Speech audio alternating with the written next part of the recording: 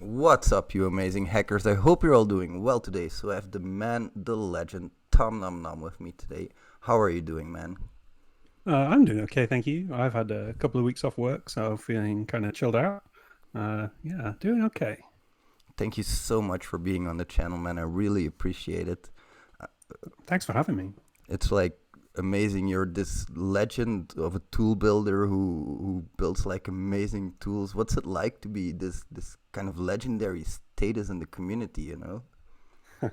Uh, I guess it's kind of strange, really. Mostly it means getting tagged in a lot of tweets, right?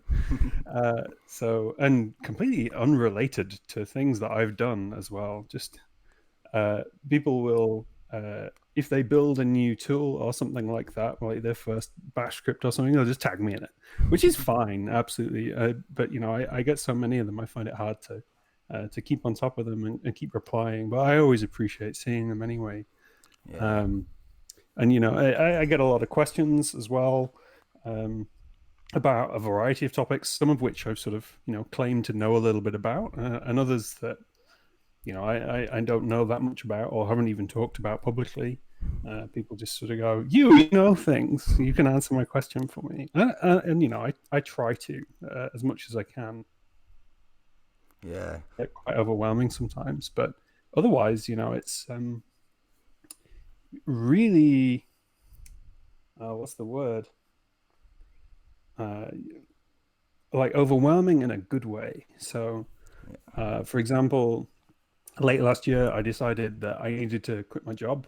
So I did. um, and I tweeted saying, "Hey, I need a job now." And the response was incredible. I just had so many retweets and people uh, offering to get me in touch with people and companies approaching me and that sort of thing. So, like a few years ago when I had a few hundred followers or something like that, I could have never expected anything like that to happen. So yeah, I'm always completely blown away by it and mildly confused as well because I don't even tweet that much.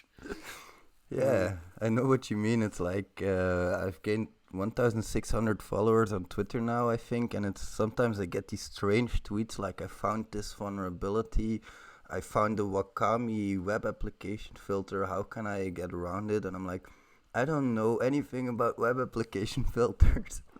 I know what they do, but like how they work and what you can do to get around that, I have no clue about that. I get so many strange tweets about bug bounty hunting. It's like I really appreciate reading that kind of stuff, but I have no idea how to respond to it. It's like I just say it out as well. I don't know how to do this, how to do that kind of stuff. Speaking about bug bounty hunting, do you still do some bug bounty hunting these days, or is it just like your normal job that you do? Or yeah, I do a little bit. So I've done a few live events and that sort of thing with my team, Disturbance. Mostly working on the recon side of things and trying to provide the rest of the team with reasonable quality data for whatever target we're looking at. And I dabble a little bit every now and again, and try and find some reflected XSS or something like that. Um, but the last maybe 18 months or so have been fairly hard. I've been quite public about having some mental health issues and depression and burnout.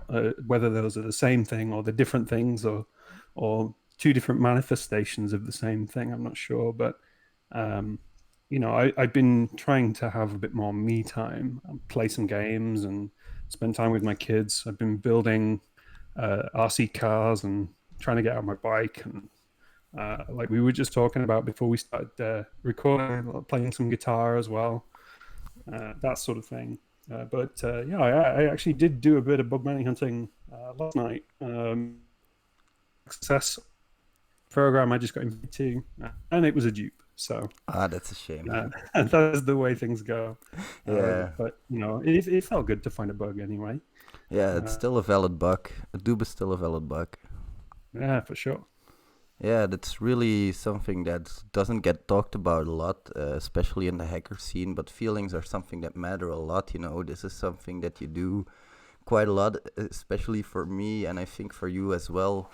It's something that I started. I still do this besides my normal day job, so it's not something that I have the luxury of just saying I do this for X hours a day. I actually have to make time for that kind of stuff, and that time eats into family time. It eats into relaxation. But I've actually taken a few steps back now, also with the YouTube channel, and I release like one video every 2 days instead of a video every day, which has allowed me to go back to some theme parks that I used to do a lot. And also, Corona, of course, hasn't made things easier, especially since I really like to go to different places. And now that a few of those things have reopened, like a few of theme parks have reopened here in Belgium, so we've been going to those. That's my relaxation. I also like to play guitar. Maybe I should pick it up sometime.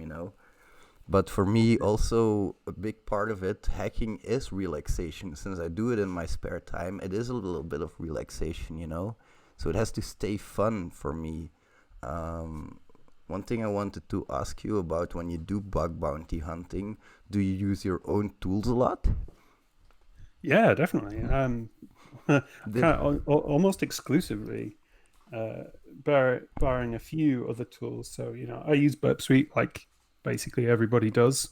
Although my license just ran out because I've not been hunting recently. Yeah, I'm going to have to go and find a few bugs to get myself a new license.